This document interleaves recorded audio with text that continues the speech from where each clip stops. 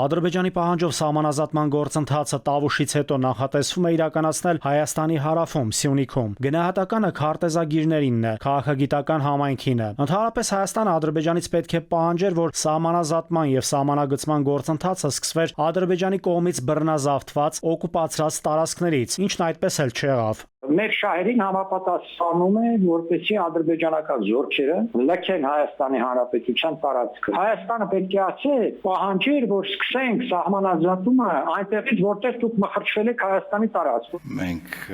այցելեցինք միասին հարավ եւ Ադրբեջանի տարածք։ Փոխվարչապետ Գրիգորյանն էր խորհրդանում հայտարարել, թե իր գործընկեր Մուստաֆայևի հետ այցելել է հարավ, եղել Ադրբեջանի հատվածում եւ արտահերտ արագացված սահմանազատում պետք է իրականացվի այն հատվածում, որտեղ նախատեսվում է կառուցել Թրամփի ուղին։ Ընդհանրապես հանրությանը փորձագետներին հայտնի չէ, թե որ հատվածով է անցնելու Թրամփի ուղին եւ անհայտ է նաեւ, թե Մհեր Գրիգորյանի ասած արտահերտ սահմանազատման գործընթացը հարավում որ հատվածն է ընդգրկում։ Քարտեզագիրներն էլ հստակ տեղեկություն չունեն, թե օրինակ որ քարտեզներով է իրականացվելու սահմանագծում սահմանազատումը։ Եվ դա է, որ մեծ ցույց տալիս գնահատական իրականացումը, դա սահմանազատվել է 1970-ականների քարտեզներով, ավելի վաղ ժամանակի քարտեզներով, դե ընդհանրապես առանց քարտեզների կիրառման այլ կողմեր նոր համաձայնության են եկել։ Քարտեզագետ Շահինյանի ձևակերպմամբ, երբ խոսք է գնում Սյունիքի հատվածում սահմանազատման մասին, պետք է հասկանալ իրավական ինչ հիմքով է դա կատարվելու։ Ըստ էության այդ հատվածում, Թրիփի հատվածում, մեծ սահմանային զարգումների մասին այս պահին մեզ հայտնի չի, քանի որ այդ սահմանային հատվածը շատ մոտ է եղել հայ-իրանական սահմանին, ու այդ հատվածը վերահսկվել է ռուս սահմանապահների կողմից։ Այդ հատվածում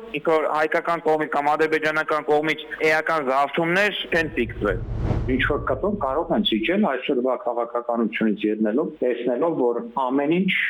իշախ Ադրբեջանի է, մեզ պետք չէ, մեզ առհասարակ այդ ճանապարհը պետք չէ։ Եթե չբացվի ավելի լավ, որովհետև այդ ճանապարհի բացվելը նշանակելու է Հայաստանի ինքնիշխանության նեղացում, այդ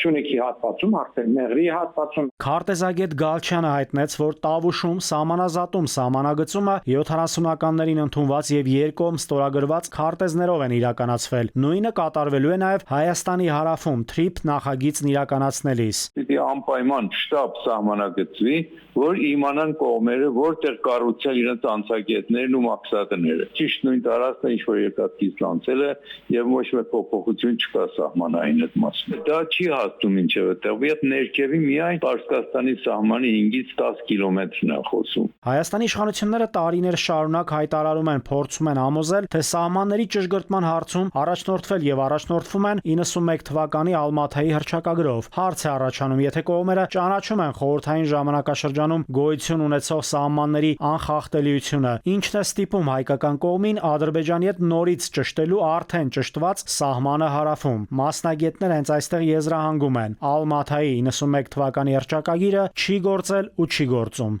Նաիրի Մուրադյան, ժամը լրատվական։